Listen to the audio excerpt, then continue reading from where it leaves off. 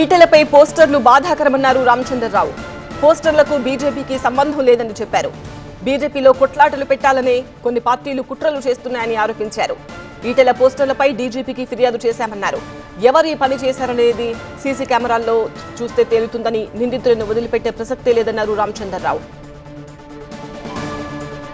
ఈటెల రాజేందర్ గారి మీద పోస్టర్లని కూడా గ్రూప్ తగాదాకు సంబంధం లేదు. అది మా పార్టీ చేసింది కాదు.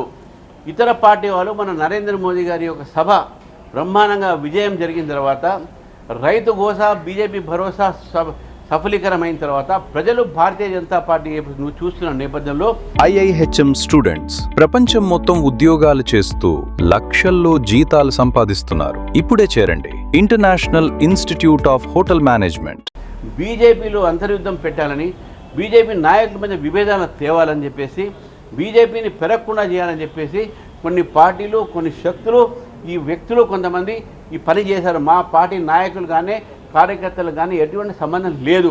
ఇది మా పార్టీ కాదు. దీని మీద మేము చర్య తీసుకుంటాం.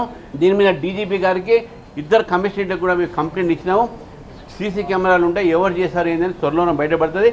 వాళ్ళ మీద తప్పకుండా సీరియస్ యాక్షన్ పోలీసులు తీసుకోవాలని చెప్పేసి కూడా మేము డిమాండ్ చేస్తా ఉన్నాం.